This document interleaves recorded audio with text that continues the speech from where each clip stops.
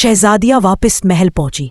शाह नूरुद्दीन ने बेटियों को गले लगाया, मगर नायला की आंखों में अभी भी ज़ियफ था, क्योंकि रात के सन्नाटे में कभी कभार वही जिन की हल्की सी आवाज़ सुनाई देती, मैं अभी जिंदा हूं। रात के अंधेरे में नूराबाद के महल की दीवारों पर एक अजीब सी खामोशी तारी थी। सबको यकीन था कि अलाउद्दीन का जिन हमेशा के लिए मिट गया, मगर शहजादी नायला के दिल में कुछ और ही तूफान बरपा था।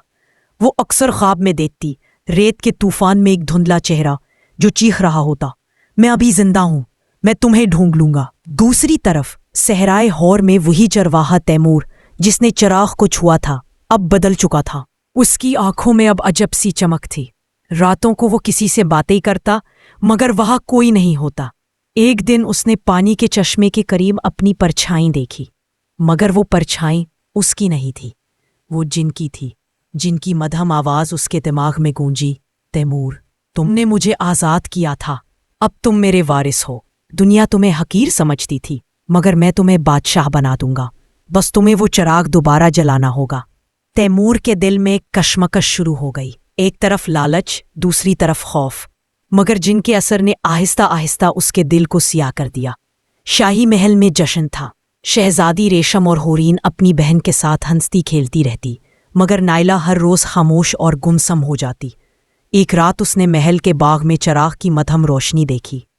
ये वही चिराग है। नायला की सांस रुक गई। उसने करीब जाकर देखा, चिराग जमीन पर रखा था, मगर किसी ने उसे दोबारा रोशन कर दिया था। अचानक एक सर्द हवा चली और चिराग के शोहले में जिन का चेहरा उभरा। मैं वापस आ गया हूं, मगर अब मैं एक इंसान के बदन में जिंदा हूं।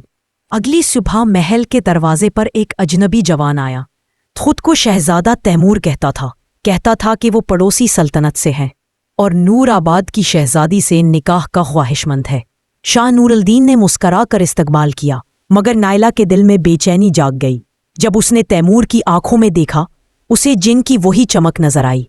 रात को उसने ख्वाब देखा। जिन हंस रहा था, मैं अब कैद नहीं, मैं एक इंसान के दिल में जिंदा हूं, और इस बार मैं तुम्हें मोहब्बत के पर्दे में फना कर दूंगा। तैमूर ने आहिस्ता आहिस्ता महल में सबका दिल जीत लिया।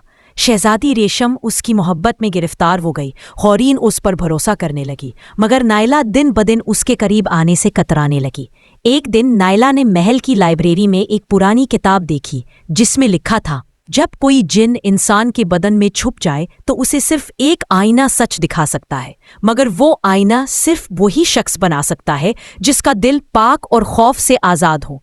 नायला ने फैसला कर लिया, वो जिन का राज सबके सामने लाएगी। नायला अपनी बहनों को साथ लेकर गारे सहर की तरफ निकली, जहां कहा जाता था कि रोशनी का आईना छुपा है।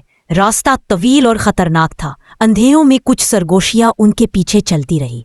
तुम वक्त जाया कर रही हो नायला, मैं तुम्हारे साथ ही हूं। अचानक एक जोरदार हवा चली और उनके सामने तैमूर नमूदार हुआ, लेकिन अब वो आम इंसान नहीं रहा था। उसकी आंखें सुर्ख थीं, जिस्म से धुआं उठ रहा था।